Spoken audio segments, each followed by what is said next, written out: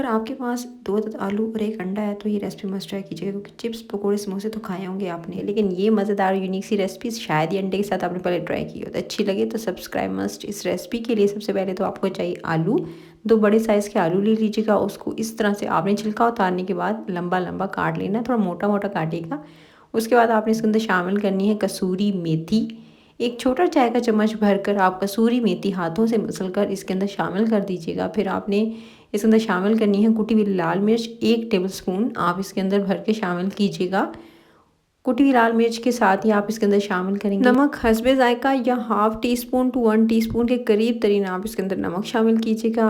फिर आपने नमक इसके अंदर शामिल करने के साथ ही एक अंडा तोड़ के इसके अंदर शामिल कर देना। अच्छा, अंडा तोड़ के इसके अंदर शामिल करना है जर्दी सफ़ेदी समेत। और फिर आप इसके अंदर शामिल करेंगे लाल मिर्च का पाउडर। तकरीबन आप इसके अंदर इस्तेमाल करेंगे आधा छोटा चाय का चम्मच भरकर आप इसके अंदर इस्तेमाल कीजिएगा लाल मिर्च का पाउडर। और इसके बाद फिर आप इसके अंदर शामिल करेंगे, ये है जी, आपने सिंपल ले लेना है मैदा।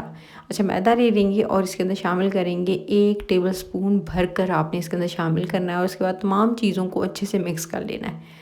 अभी के लिए 1 टेबलस्पून जाएगा मैदा, और उसको अच्छे से मिक्स करने के बाद फिर आप जो है 1 टेबलस्पून बाद में शामिल करेंगे। तो टोटल 2 चम्मच आपको रिक्वायर्ड होंगे इसके लिए। और वैसे बात करूँ तो तकरीबन जो मेजरिंग कप है उसके हिसाब से आपको आधी प्याली चाहिए होगी, यानी आपने मैदे की ले लेनी है। या जस्ट 2 टेबलस्पून से ही आप ये काम चला सकते हैं। यानी पहले थोड़ा सा लगाकर इसको अच्छे से मिक्स कीजिएगा, और उसके बाद जब फ्राई करने लगेंगे तो 1 टेबलस्पून मज़ीद मिक्स कर लीजिएगा।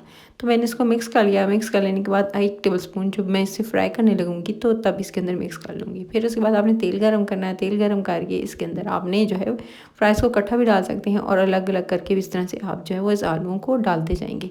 अच्छा, तेल अच्छे से गर्म होना चाहिए। ये बताती चलूँ कि ठंडे ऑयल के अंदर मत डालिएगा, अच्छे से गर्म होने दीजिएगा। गर्म जो ऑयल है वो आपने तेज़ आंच पे करना है। उसके बाद इसको अंदर डालकर फिर आपने इसको दरमियानी से हल्की आंच होनी चाहिए, इस पे आपने इसे फ्राई करना है ताकि आलू अच्छे से जो है पक जाएँ, कच्चे ना रहें, क्योंकि बॉयल हुए भी नहीं है।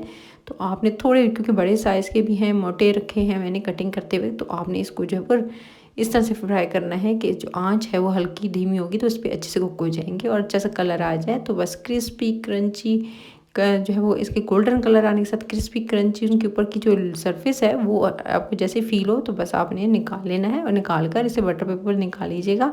और उसके बाद निकाल कर इसको आप ऊपर से जो है इस पर चाट मसाला छिड़किएगा, और इसको चटनी के साथ हरी मिर्चों की, या आप इसे जो है वो टमाटर की चटनी के साथ या केचप के साथ एंजॉय कीजिए। आई होप कि आपको रेसिपी अच्छी लगी तो लाइक शेयर और चैनल को सब्सक्राइब करना मस्ट है, क्योंकि यूनिक सी रेसिपीज मज़े मज़े की लेकर आती रहूँगी आपके लिए। अपना ख्याल रखिएगा और एंजॉय कीजिएगा। टिल द नेक्स्ट वीडियो पे मिलूंगी। Take care.